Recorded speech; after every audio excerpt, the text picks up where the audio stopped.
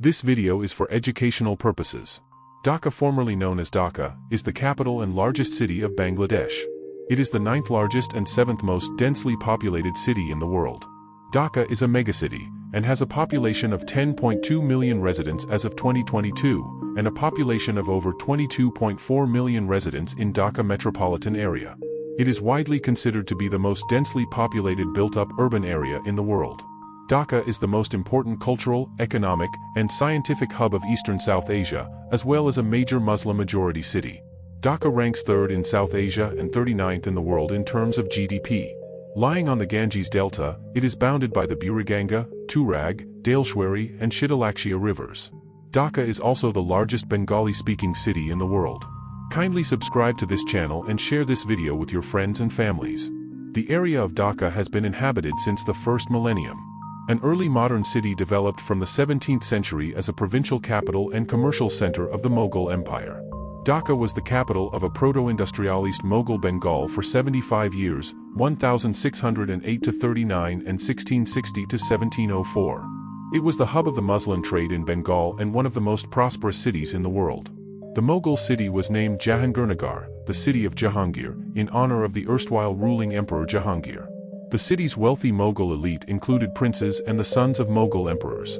The pre-colonial city's glory peaked in the 17th and 18th centuries when it was home to merchants from across Eurasia. The port of Dhaka was a major trading post for both riverine and seaborne trade. The Mughals decorated the city with well-laid gardens, tombs, mosques, palaces, and forts. The city was once called the Venice of the East. Under British rule, the city saw the introduction of electricity, railways, cinemas, Western-style universities and colleges, and a modern water supply. It became an important administrative and educational center in the British Raj, as the capital of Eastern Bengal and Assam province after 1905. In 1947, after the end of British rule, the city became the administrative capital of East Pakistan. It was declared the legislative capital of Pakistan in 1962. In 1971, after the Liberation War, it became the capital of independent Bangladesh. In 2008, Dhaka celebrated 400 years as a municipal city. A beta global city, Dhaka is the center of political, economic, and cultural life in Bangladesh. It is the seat of the government of Bangladesh, many Bangladeshi companies, and leading Bangladeshi educational, scientific, research, and cultural organizations. Since its establishment as a modern capital city, the population, area, and social and economic diversity of Dhaka have grown tremendously. The city is now one of the most densely industrialized regions in the country. The city accounts for 35% of Bangladesh's economy. The Dhaka Stock Exchange has over 750 listed companies. Dhaka hosts over 50 diplomatic missions as well as the headquarters of BIMSTEC, SERDAP, and the International Jute Study Group. Dhaka has a renowned culinary heritage. The city's culture is known for its rickshaws, kachi biryani, art festivals, and religious diversity. Dhaka's most prominent architectural landmark is the modernist Jatio Sangshad Bhavan, while it has a heritage of 2,000 buildings from the Mughal and British periods. The city is associated with 2 Nobel laureates. Its annual Bengali New Year celebrations are known for being widely colorful and artistic, which was recognized by UNESCO for its importance to world heritage. Dhaka has produced many writers and poets in several languages, especially in Bengali and English. The origins of the name Dhaka are uncertain. It may derive from the dhak tree, which was once common in the area, or from Daleshwari, the patron goddess of the region. Another popular theory states that Dhaka refers to a membranophone instrument, dhak, which was played by order of Subadar Islam Khan I during the inauguration of the Bengal capital in 1610. Some references also say it was derived from a Prakrit dialect called Dhaka Basa, or Dhaka, used in the Rajdarangini for a watch station, or it is the same as Devaka, mentioned in the Allahabad pillar inscription of Samudragupta as an eastern frontier kingdom. According to Rajdarangini written by a Kashmiri Brahmin, Kalhana, the region was originally known as Dhaka. The word Dhaka means watchtower. Baikrampur and Sonargan, the earlier strongholds of Bengal rulers, were situated nearby. So Dhaka was most likely used as the watchtower for the fortification purpose. The history of urban settlements in the area of modern-day Dhaka dates to the first millennium. The region was part of the ancient district of Baikrampur, which was ruled by the Sena dynasty. Under Islamic rule, it became part of the historic district of Sonargan, the regional administrative hub of the Delhi and the Bengal Sultanates. The Grand Trunk Road passed through the region, connecting it with North India, Central Asia, and the southeastern port city of Chittagong. Before Dhaka, the capital of Bengal was Gaur. Even earlier capitals included Panjua, Baikrampur and Sonargaon. The latter was also the seat of Isa Khan and his son Musa Khan, who both headed a confederation of 12 chieftains that resisted Mughal expansion in eastern Bengal during the late 16th century. Due to a change in the course of the Ganges, the strategic importance of Gaur was lost. Dhaka was viewed with strategic importance due to the Mughal need to consolidate control in eastern Bengal.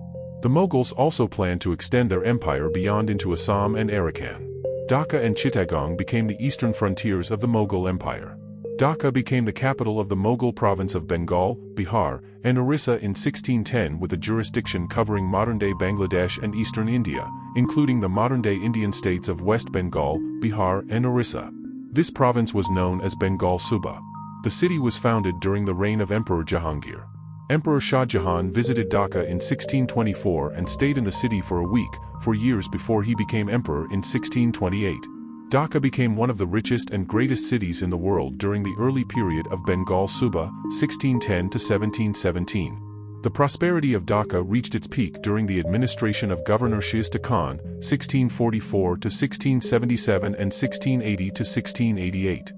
Rice was then sold at 8 mons per rupee. Thomas Bowray, an English merchant sailor who visited the city between 1669 and 1670, wrote that the city was 40 miles in circuit. He estimated the city to be more populated than London with 900,000 people. Bengal became the economic engine of the Mughal Empire. Dhaka played a key role in the proto-industrialization of Bengal. It was the center of the muslin trade in Bengal, leading to muslin being called Dhaka in distant markets as far away as Central Asia. Mughal India depended on Bengali products like rice, silk and cotton textiles. European East India companies from Britain, Holland, France, and Denmark also depended on Bengali products. Bengal accounted for 40% of Dutch imports from Asia, with many products being sold to Dutch ships in Bengali harbors and then transported to Batavia in the Dutch East Indies. Bengal accounted for 50% of textiles and 80% of silks in Dutch textile imports from Asia. Silk was also exported to pre-modern Japan. The region had a large shipbuilding industry which supplied the Mughal navy. The shipbuilding output of Bengal during the 16th and 17th centuries stood at 223,250 tons annually, compared to 23,061 tons produced by North America from 1769 to 1771. The Mughals decorated the city with well-laid-out gardens. Caravanserai included the Bara Kutra and Choto Kutra. The architect of the palatial Bara Kutra was Abul Qasim al-Hussaini Atabate Assamani. According to inscriptions in the Bangladesh National Museum, the ownership of Bara Kutra was entrusted to an Islamic Waqf. The Bara Kutra also served as a residence for Mughal governors, including Prince Shah Shuja, the son of Mughal Emperor Shah Jahan. Dhaka was home to an array of Mughal bureaucrats and military officials, as well as members of the imperial family. The city was guarded by Mughal artillery like the Bibi Mariam Cannon, Lady Mary Cannon. Islam Khan I was the first Mughal governor to reside in the city. Khan named it Jahangir Nagar, the city of Jahangir, in honor of the Emperor Jahangir. The name was dropped soon after the English conquered. The main expansion of the city took place under Governor Shaista Khan. The city then measured 19 by 13 kilometers, 11.8 by 8.1 miles, with a population of nearly 1 million. Dhaka became home to one of the richest elites in Mughal India. The construction of Lalbagh Fort was commenced in 1678 by Prince Azam Shah, who was the governor of Bengal, a son of Emperor Aurangzeb and a future Mughal emperor himself. The Lalbagh Fort was intended to be the viceregal residence of Mughal governors in eastern India. Before the fort's construction could be completed, the prince was recalled by Emperor Aurangzeb. The fort's construction was halted by Shaista Khan after the death of his daughter Peri Bibi, who is buried in a tomb in the center of the unfinished fort. Peri Bibi, whose name means fairy lady, was legendary for her beauty, engaged to Prince Azam Shah, and a potential future Mughal empress before her premature death. Internal conflict in the Mughal court cut short Dhaka's growth as an imperial city. Prince Azam Shah's rivalry with Murshid Quli Khan resulted in Dhaka losing its status as the provincial capital. In 1717, the provincial capital was shifted to Murshidabad, where Murshid Quli Khan declared himself as the Nawab of Bengal. Kindly subscribe to this channel and share this video with your friends and families. Under the Nawabs of Bengal, the Naib Nazim of Dhaka was in charge of the city. As the principal tax collector, the annual revenue of the Naib Nazim was 1 million rupees, which was a staggeringly high amount in that era. The Naib Nazim was the deputy governor of Bengal. He also dealt with the upkeep of the Mughal navy. The Naib Nazim was in charge of the Dhaka division, which included Dhaka, Kumala, and Chittagong. Dhaka division was one of the 4 divisions under the Nawabs of Bengal. The Nawabs of Bengal allowed European trading companies to establish factories across Bengal. The region then became a hotbed for European rivalries. The British moved to oust the last independent Nawab of Bengal in 1757, who was allied with the French. Due to the defection of Nawab's army chief Mir Jafar to the British side, the last Nawab lost the Battle of Plassey. After the Battle of Buxar in 1765, the Treaty of Allahabad allowed the British East India Company to become the tax collector in Bengal on behalf of the Mughal Emperor in Delhi. The Naib Nazim continued to function until 1793 when all his powers were transferred to the East India Company.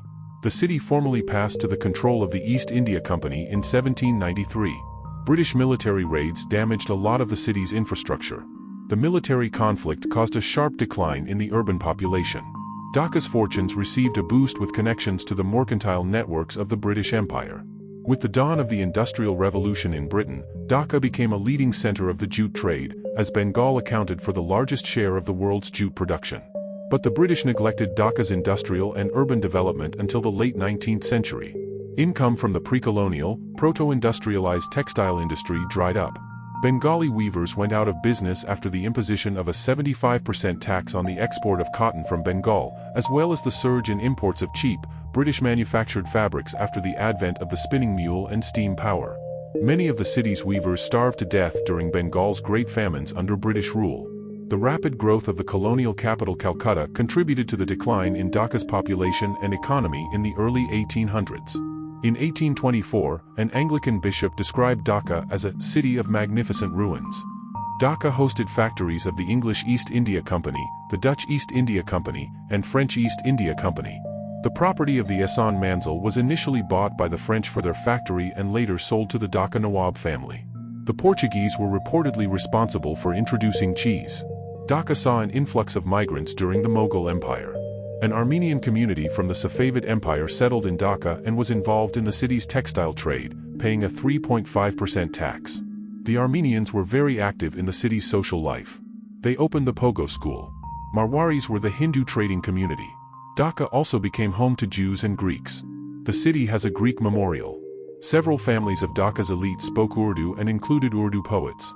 Persians also settled in the city to serve as administrators and military commanders of the Mughal government in Bengal. The legacy of cosmopolitan trading communities lives on in the names of neighborhoods in Old Dhaka, including Farishganj, French Bazaar, Armanidala, Armenian Quarter, and Postagala, Portuguese Quarter. According to those who lived in the historic city, Dhaka was a courtly, genteel town, the very last flowering, in their telling, of Mughal etiquette and sensibility. It is this history that is today still reflected in the faded grandeur of the old city, now crumbling due to decades of neglect. The narrow, winding, high-walled lanes and alleyways, the old high-ceilinged houses with verandas and balconies, the old neighborhoods, the graveyards and gardens, the mosques, the grand old mansions, these are all still there if one goes looking. Railway stations, postal departments, civil service posts and river port stations were often staffed by Anglo-Indians. The city's hinterland supplied rice, jute, gunny sacks, turmeric, ginger, leather hides, silk, rugs, saltpeter, salt, sugar, indigo, cotton, and iron. British opium policy in Bengal contributed to the Opium Wars with China. American traders collected artwork, handicrafts, terracotta, sculptures, religious and literary texts, manuscripts, and military weapons from Bengal. Some objects from the region are on display in the Peabody Essex Museum. The increase in international trade led to profits for many families in the city, allowing them to buy imported luxury goods. This video will continue in part 2. See you in the next one.